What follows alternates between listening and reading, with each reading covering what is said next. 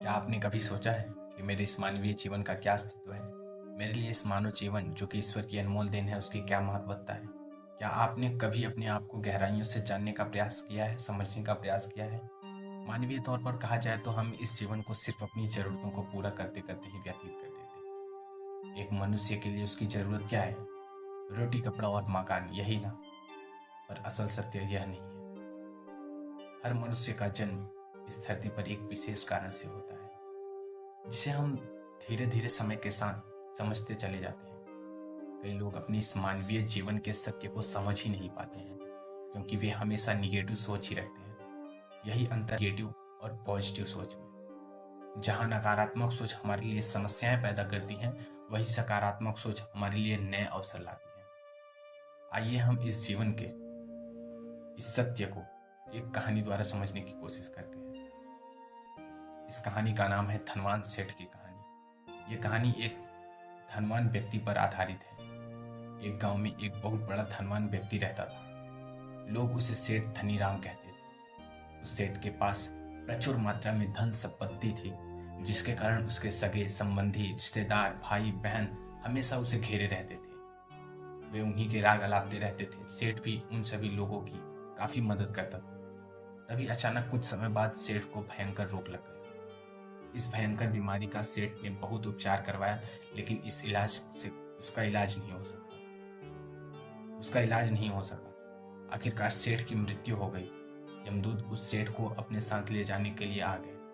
जैसे ही यमदूत सेठ को ले जाने लगे, तभी सेठ थोड़ी दूर जाकर यमदूतों से प्रार्थना करने लगा कि मुझे थोड़ा सा समय दे दें, मैं लौटकर तुरंत आता हूँ। दूतों ने उसे अनुमति दे दी। सेठ लौट कर आया, चारों ओर नजरें घुमाई और वापस यमदूतों के पास आकर बोला, शीघ्र चलिए। यमदूत उसे इस प्रकार अपने साथ चलने के लिए तैयार देखकर चकित रह गए और सेठ से इसका कारण पूछा। तो सेठ ने निराशा भरे स्वरों में कहा, मैंने हेरा फेरी करके अपार धन एकत्रित किया, लोगों को खूब खिलाया पिलाया और उनकी बहुत मदद की। सोचा था कि वो मेरा साथ कभी नहीं छोड़ेंगे। अब जब मैं इस दुनिया को सदा के लिए छोड़कर जा रहा हूँ, तो वे सब बदल गए हैं।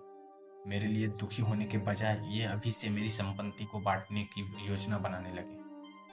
किसी को मेरे लिए जरा सा भी अफसोस नहीं है। सेठ की बात सुनकर यमदूत बोले, इस संसार में प्राणी अकेला ही आता है और अकेला ही जाता है। इंसान जो भी अच्छा या बुरा कर्म करता है, उसे इसका परिणाम स्वयं ही भुगतना पड़ता है। हर प्राणी इस सत्य को समझता तो है, पर बहुत देर से।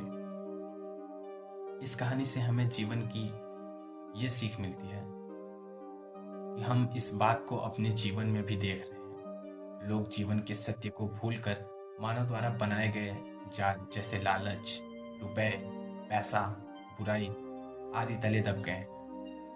इस जाल को आप 12वीं की बुक में इंग्लिश की एक कहानी दी है, द लेटर। आप वो कहानी पढ़ेंगे तो आपको पूरा समझ में आ जाएगा। आप जो भोजन ग्रहण करते हैं वह पेट में 4 घंटे रहता है। जो वस्त्र पहनते हैं वह 4 महीने रहता है। लेकिन जो आप ज्ञान हासिल करते हैं वह आपके अंतिम सांस तक रहता है। इतना ही नहीं, और संस्कार बनकर आपकी अगली पीढ़ी तक पहुंचता है। ज्ञान का बीज कभी व्यर्थ नहीं जाता है। जो है जितना है सफल करते चले। सफल करने से ही सफलता मिलती है। हर व्यक्ति को सकारात्मक तरीके से देखो, सुनो और समझो। हम जितना ज़्यादा पढ़ते हैं, सुनते हैं, समझते हैं, हमें अपनी कमियों का उतना ही ज़्यादा एहसास होता है। और इस कमी को दूर करके हम सफलता की मंजिल की ओर अपना कदम बढ़ाते चले जाते हैं। क्या लेकर आया था जो क्या लेकर जाएगा। कर कुछ ऐसा जाओ कि लोग तुम्हें याद रख जाएंगे।